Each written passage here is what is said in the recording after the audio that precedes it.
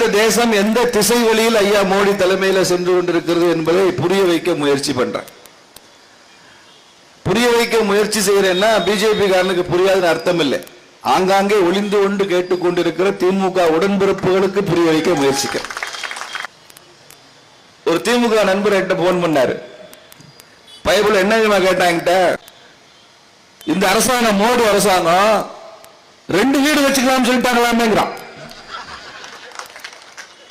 புத்தி எப்படி வேலை செய்யுது பாருங்க. 2 வீடு அவன் சொல்லுவான், அந்த பட்ஜெட்டே எனக்கு பிடிச்ச விஷயம் அதாங்கிறான்.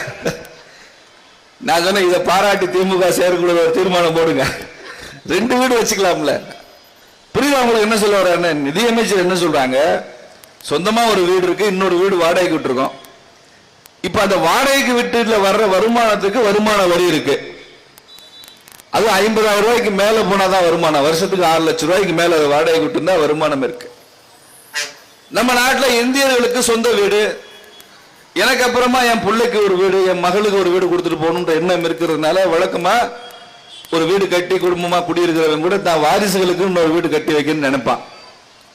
இது ஒரு இந்தியன் ஜீன்ல அப்படி இருக்கு, சொந்த வீடுங்கிற ஜீன் டிஎன்ஏ அப்படி இருக்கு. இந்த சென்டிமெண்ட்டை புரிந்து கொண்டு மேடம் என்ன பண்ணிருக்காங்க, நீ 2வது ஒரு வீடு கட்டி வச்சிருந்தாலும் அதுவும் உன் சொந்த வீடாக கணக்கில் எடுத்துக்கொள்ளப்படும், அதுக்கு வருமான வரி இல்லைன்னு சொல்லியிருக்காங்க. மிகப்பெரிய மாற்றம் இதெல்லாம். இவன் என்ன சொல்றான், மோடி கவர்மெண்ட் 2 வீடு வச்சுக்க சொல்லிருச்சு. அவன் புத்தி அப்படிதான் வேலை செய்யும். அதுக்கு எனக்கு பாராட்டு வேற தெரிவிக்கிறான். என்ன சுரேஷ்,